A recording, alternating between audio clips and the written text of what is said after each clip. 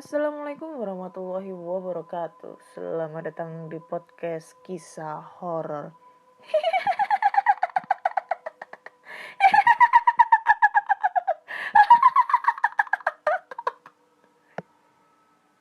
Masih bersama dengan Ana di sini yang akan membacakan cerita horor ataupun email berhantu yang sudah dikirimkan teman-teman melalui podcast kisah horor@gmail.com ataupun di DM Instagram podcast kisah horor dan DM Instagram Ana Olive.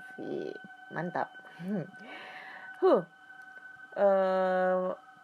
Kali ini aku akan membacakan cerita horor di episode ke-62. Bakal ada cerita-cerita apa lagi ya untuk episode ini? Bakal seru, serem, atau mungkin lucu, atau mungkin ya biasa aja gitu ya, nggak serem sama sekali. Oke. Sebelumnya aku mau thank you so much buat pendengar podcast kisah horor yang episode kemarin sudah mengirimkan ceritanya, yaitu si Huncai ya. Huncai, nama Instagramnya Huncai. Dia udah bikin karikatur wajah aku yang ya bagus banget lah, ibaratnya gambarnya bagus banget, dan itu gambarnya tuh lebih cantikan aku digambar dibandingkan aku aslinya. Anjim lah, aku merasa introvert gitu kan, melihat gambar aku yang kelihatan cantik banget kalau aku lihat dibandingkan aslinya ya. Dan embel-embelnya podcast kisah horor, mantap. Thank you banget ya Huncai, gambarnya bagus banget. Nanti aku posting di feed aku ya. Thank you. Dan sebelumnya aku mau ngasih tahu nih, mungkin aku akan bikin segmen baru ya, tapi untuk di Instagram ya, di Instagram pribadiku untuk kuliner. Jadi biasanya sih kalau aku setiap hari Jumat, aku sendiri mengadakan Jumat Barokah, yaitu membagikan nasi ke orang-orang yang membutuhkan, seperti tukang beca, tukang sapu jalanan, ataupun mungkin pengamen-pengamen. Nah itu niatnya saya selalu setiap hari Jumat kayak gitu. Lalu sekarang aku terinspirasi ya, karena sekarang itu lagi wabah corona, dan sekarang di Surabaya sendiri juga udah mulai melonjak lagi ya korban COVID-nya itu. Jadi aku inisiatif untuk melariskan, ibaratnya memposting para pedagang kecil, entah itu pedagang makanan atau pedagang apapun yang sekiranya kurang laku gitu ya. Jadi aku posting di Instagram supaya ya mungkin ada yang warga Surabaya ataupun teman-teman yang lagi main ke Surabaya bisa mampir untuk dilariskan dagangan dari si bapak atau si ibunya kayak gitu. Menurut kalian kayak gimana nih? Setuju nggak nih? Tapi ini khusus di Instagram pribadi aku ya, Diana Olive. Nanti kalian bisa cek-cek aja. Nanti pasti aku posting alamatnya di mana, lokasinya di mana, jam bukanya di mana, dan pastinya aku bakal datang langsung ke sana untuk tahu, oh bapaknya dagang ini, kayak gitu ya. Mulai besok sih rencana. Dan Jumat Barokah masih tetap. Jadi mungkin kalau teman-teman pengen berpartisipasi juga untuk Jumat Barokah, bisa deh kalian mungkin berpartisipasi untuk ikut gabung bareng untuk bagi-bagi yang lokasi Surabaya ya, tapi ya kalau biar bisa kita ketemu bareng, bagi-bagi bareng. Kan kalau luar Surabaya kan susah, ya kan? Masa iya aku harus jemput kalian di Semarang, di Jogja gitu, jauh banget. Kalau gitu mungkin luar-luar daerah mungkin bisa berpartisipasi, mungkin sedekah, atau mungkin kalian punya inspirasi untuk Jumat Barokah di tempat kalian masing-masing, silahkan. Seenggaknya kita membantu teman-teman kita atau saudara-saudara kita yang sedang membutuhkan. Oke? Oke, langsung aja kita membaca cerita ya. Cerita-cerita yang datang dari email. Udah banyak banget yang masuk ini emailnya. My God. Oke, email pertama datang dari Iva. ya, Iva. Halo Kak Ana, aku mau cerita nih. Kejadian ini sudah cukup lama, sekitar 9 tahun yang lalu. Aku saat itu sedang mengaji rutin tiap malam di musola dekat rumah. Kebetulan guru mengaji saya menyuruh untuk mengambil buku kas di Mbak Lili karena dia sedang izin tidak masuk karena sakit. Ustadz, buku kas? Siapa yang megang? Saya lupa nih. Lalu semua menjawab, Mbak Lili, Pak. Oh, si Lili ya? Gak masuk ya anaknya ya? Ya udah, Iva dan Ulia saja ya yang ambil ke rumah Lili. Lalu aku dan Ulia ngejawab, oke Pak. Langsung aja aku dan Ulia bergegas pergi ke rumah Mbak Lili. Kebetulan kami berdua jalan kaki karena memang tidak jauh dari musola tempat kami mengaji. Suasana di perjalanan ke rumah Mbak Lili bikin merinding karena ada rumah warga yang kebetulan beberapa tahun kosong.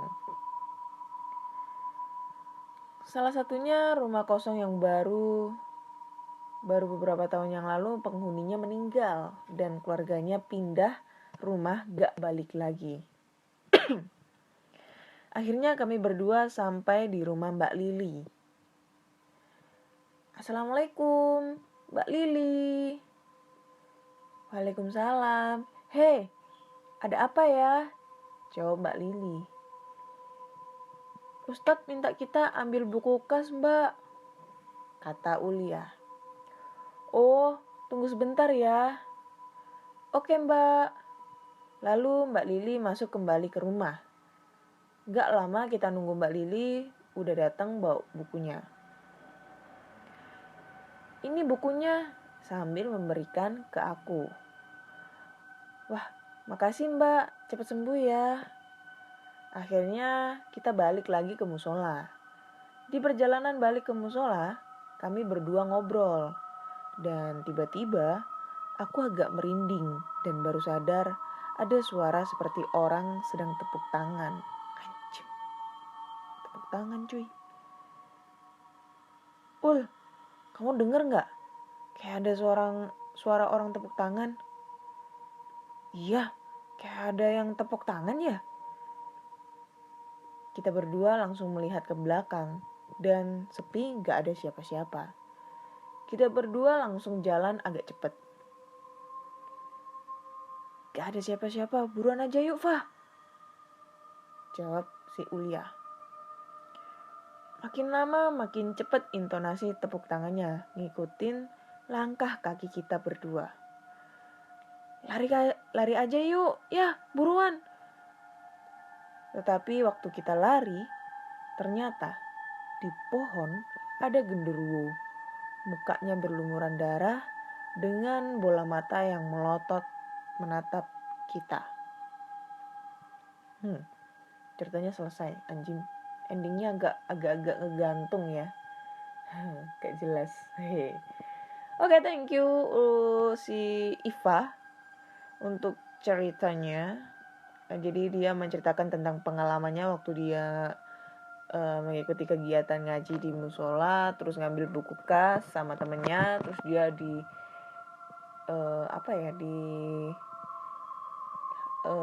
ditakut-takutin dengan suara tepuk tangan yang nggak taunya suara tepuk tangan itu dari suara genderuwo yang ada di pohon gitu. Serem kurang karena endingnya gak ngegantung, jadinya aku tuh agak gimana ya, agak ngegantung, agak gak jelas gitu deh. Tapi thank you banget untuk ceritanya. Oke, next kita langsung ke cerita kedua. Nah, cerita kedua, langsung aja kita bacakan ceritanya. Halo podcast kisah horor, halo pendengar semua, halo semuanya. Oke, halo. Kejadian ini waktu aku masih kecil sekitar umur 7-8 tahun, mungkin. Agak lupa sih. Dulu aku dan keluargaku tinggal di salah satu rusun di Jakarta Utara. Tepatnya komplek dinas kebersihan. Ya, rumah dinas gitu deh. Ini bermula saat salah satu keponakan aku sakit-sakitan. Dan ibunya yang juga kakak kandungku selalu mampir selepas mereka ke rumah sakit. Karena antri cukup panjang, jadi selalu pulang larut malam sekali. Malam itu menunjukkan pukul 1 dini hari. Orang tuaku, selaku nenek dan kakeknya, keluar untuk menemui mereka, sekaligus untuk menanyakan kondisi cucunya itu. Aku tak mau tahu, karena aku masih terlalu kecil saat itu. Aku malah dengan asiknya main lari-larian bersama kakak laki-lakiku. Hingga ke lantai dasar. Saat kakakku menghentikan langkahnya, aku lihat wajah kakakku yang tiba-tiba pucat. Sontak aku pun ikut melihat kemana arah kakakku memandang.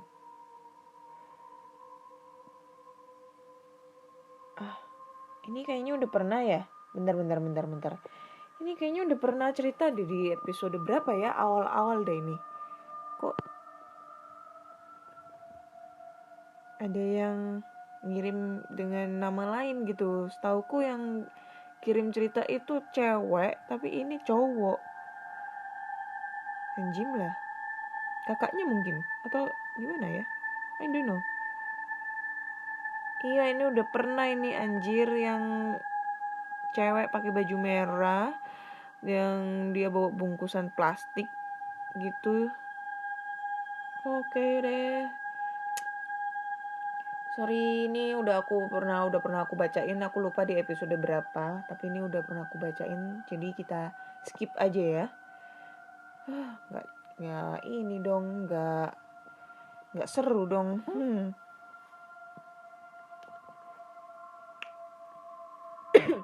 Oke. Ini cerita datang dari seseorang di email. Oh ya, ini belum aku bacakan. Kejadian misterius ini menimpa temanku, sebut saja namanya Aji. Dia orang Jakarta. Waktu itu, dia liburan ke Bandung. Rencana mau pulang naik mobil travel langganannya. Tapi hari itu lama banget jemputnya. Ketika pihak travel sudah mau ditelepon, datanglah travel langganan dia itu. Dia tanya ke sopirnya, "Kok tumben lama pak jemputnya?"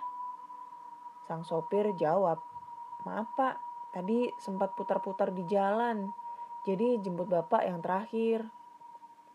Naiklah Aji ke dalam mobil travel itu. Dan karena dia terakhir, dia dapat duduk di tengah belakang. Travelnya ada 5 orang. Orang lagi selain dia. 1 di sebelah sopir, 2 di tengah, dan 2 di kanan kirinya. Sebelah kirinya bapak-bapak tua lagi tidur. Sebelah kanannya ibu-ibu yang lagi tidur juga. Karena dia juga capek, jadi habis naik dia juga berusaha tidur. Entah sudah berapa lama perjalanan, tiba-tiba travelnya berhenti di pinggir jalan dekat tol. Dia kaget, kebangun. Sang sopir nyuruh penumpang keluar travel soalnya ada masalah mesin katanya. Akhirnya Aji keluar travel. Tapi pas dia balik badan, dia heran. Kok penumpang lain gak ada yang ikut turun? Pas dia lihat sopirnya, kaget dia. Muka sopirnya pucat banget. Sopirnya diem aja sambil menunjuk ke arah rawa samping jalan itu. Belum selesai dia heran sama tingkah sopirnya, dia lihat ke belakang ke tempat bapak-bapak sebelah dia tadi. Dia kaget banget karena muka bapak itu penuh luka dan darah. Karena ketakutan, akhirnya dia lari sekencangnya. Entah kemana sampai akhirnya ketemu loket pos petugas jalan tol. Dengan panik dia cerita kejadian yang dialaminya. Dan setelah ditenangkan sebentar sama petugas tol itu, petugas tol dan 2 temannya mengajak Aji ke lokasi kejadian untuk lihat ada apa sebenarnya yang terjadi. Ketika Aji dan petugas sampai di sana, ternyata travel itu sudah nggak ada. Dan waktu ditelusuri ke arah rawa tempat sopir itu menunjuk tadi, ternyata travel itu ada di sana dalam keadaan rusak parah dan semua penumpang yang terdiri dari 5 orang beserta sopir yang ada di dalamnya meninggal. Anjing. Sejak kejadian itu Aji sempat shock untuk beberapa waktu tapi sudah berangsur pulih. Anjing lah ini keren parah ya, ini ceritanya keren parah. Jadi ceritanya si Aji ini lagi pengen liburan ke Bandung, terus dia itu naik travel langganannya, dan kebetulan ini sopirnya itu lama gitu nyampe. Terus udah naik, lalu beberapa saat kemudian si sopir ini menghentikan mobilnya di pinggir tol, arah masuk tol deket rawa. Terus dia ngeliat si sopir dan yang lainnya itu aneh gitu. Akhirnya dia jalan, terus ditenangkan sama petugas tol, terus dia balik lagi ke lokasi kejadian bersama petugas tol, dan ternyata mobil yang ditumpanginya itu anjing kecelakaan di lokasi Aji diturunkan tadi. Dan penumpangnya yang 5 orang itu beserta sopirnya meninggal semua. Keadaan mobilnya rusak parah. Anjing. Jadi dia itu kayak ibaratnya kayak gini ya. Posisinya dia itu kayak si Aji itu berarti disuruh untuk membawa pesan gitu ya. Membawa pesan bahwa travel langganannya ini sedang mengalami kecelakaan, namun gak ada orang yang menemukan. Jadinya si Aji yang jadi perantara, dia naik travel berhantu, terus dia diturunin ke lokasi yang tempat kejadiannya itu adalah lokasi si travel itu mengalami kecelakaan. Terus akhirnya si Aji itu minta tolong sama petugas tol, balik lagi ke lokasi tersebut, dan ternyata travel itu ditemukan dalam kondisi rusak parah dan 5 korbannya meninggal semua. Anjing lah, keren ini Cak. Sumpah keren nih Cuk, keren banget. Merinding pasti, gak bisa ngebayangin kalau aku ada di posisinya si Aji ya. Apalagi nih ya, apalagi dia itu naik travel yang semua orangnya meninggal di saat itu juga. Gak bisa ngebayangin kalau misalnya Aji ikut-ikutan di situ ya. Keren ini sumpah. Ini di mana sih? Mungkin sekitar Jakarta kali ya, masih sekitar Jakarta ini, anjir lah. Oh my god. Oke. Kita lanjut next ke cerita berikutnya. Anjir lah ini udah mulai merinding anjir. Shit lah. Ini cerita berikutnya singkat ya. Oke, kita bacakan aja. Kejadiannya itu waktu malam hari. Aku tiduran di kamar sambil mainan HP, tapi karena bosen jadinya keluar kamar mainin kucing sambil nonton TV. Gak lama kemudian bokap keluar dari kamar. Aku lihat ternyata arahnya ke kulkas. Gak lama waktu aku lagi asyik nonton, bokap bilang, "Dek, jangan iseng ah." Otomatis aku nengok dong. Dan ternyata baju bokap kayak ada yang narik gitu, anjir. Kelihatan jelas banget sampai aku terdiam ngelihatnya. Saat itu, anjir, kok merinding punggungku anjir.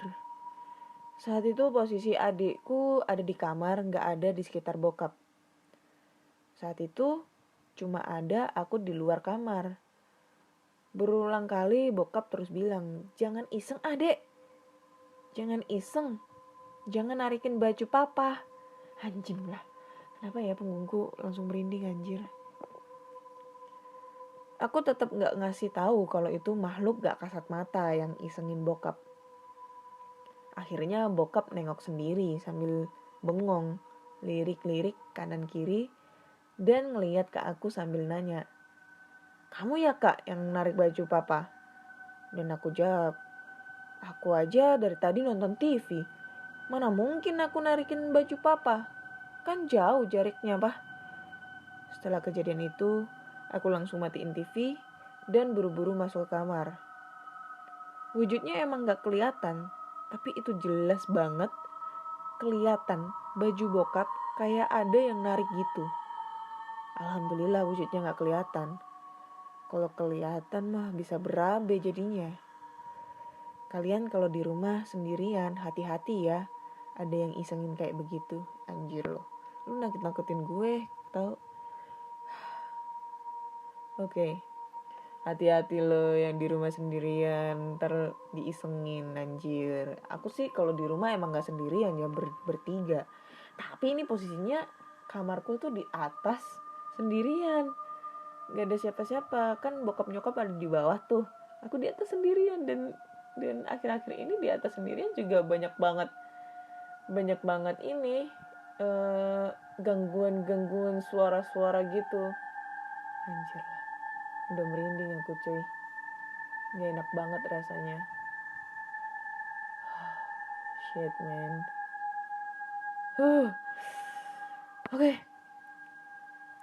Oke, kita nambah satu cerita lagi ya.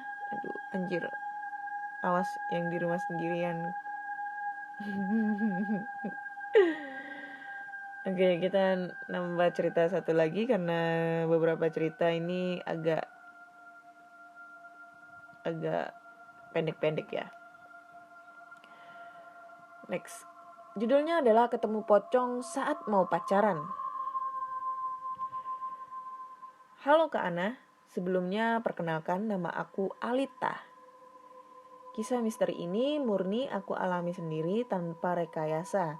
Dan saksi-saksinya pun masih bisa dimintai keterangan, sekedar untuk meyakinkan. Kisah ini terjadi 4 tahun yang lalu, tepatnya malam minggu sekitar pukul 8 malam. Di saat yang bersamaan pula, daerah aku sedang mati lampu.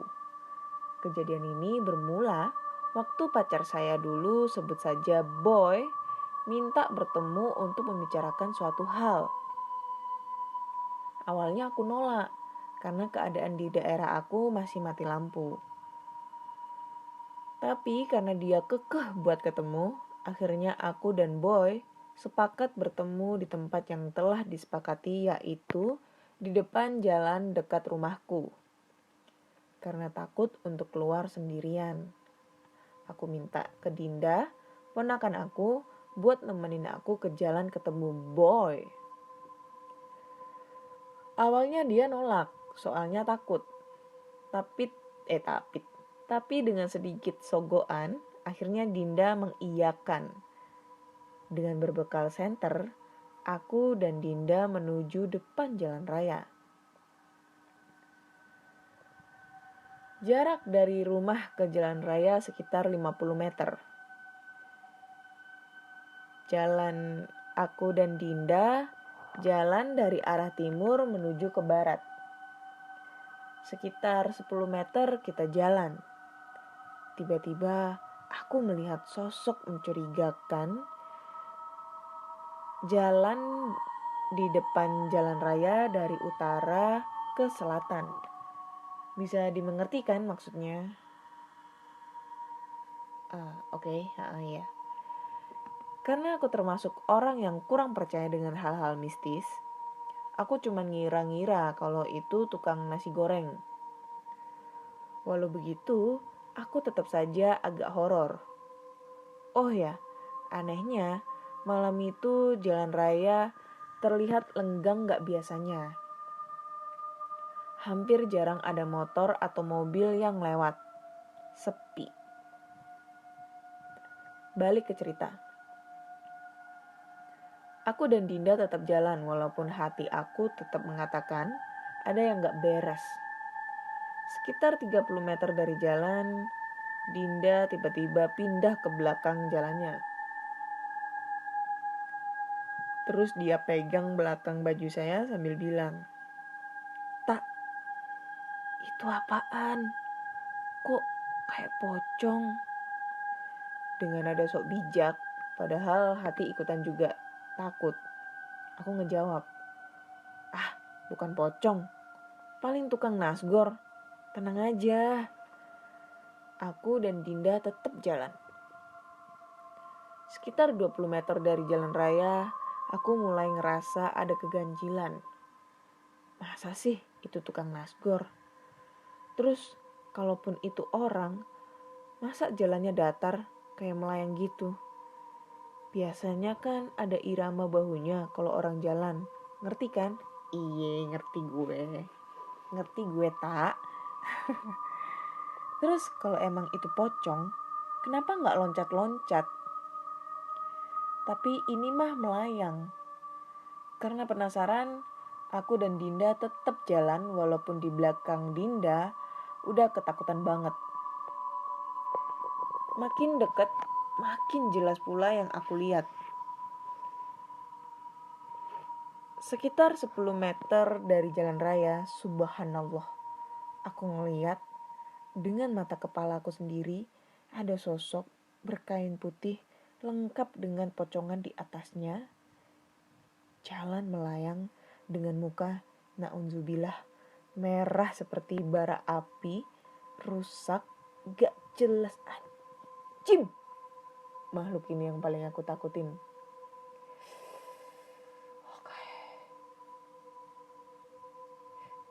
Aduh, kakiku udah mulai kesemutan, gak enak rasanya. Karena terkesima, gak percaya sama yang aku lihat, aku dengan begonya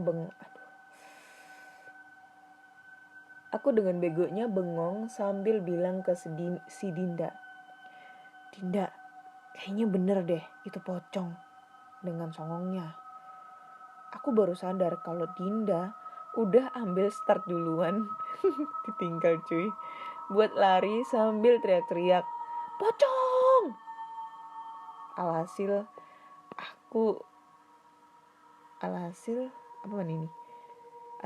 aku sendirian.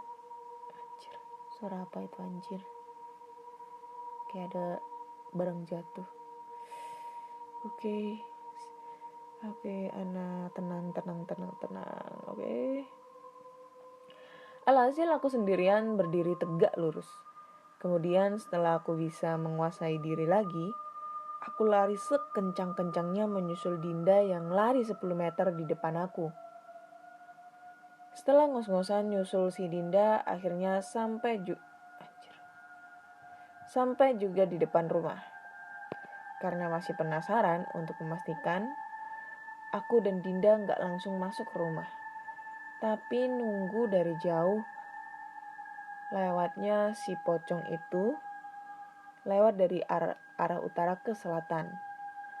Kalau emang itu manusia, pasti pas ngelewat dari arah utara ke selatan bakalan kelihatan sama aku dan Dinda yang ngeliatin pocong itu dari jauh. Tapi sosok ini sama sekali gak muncul lagi. Akhirnya aku dan Dinda masuk ke rumah.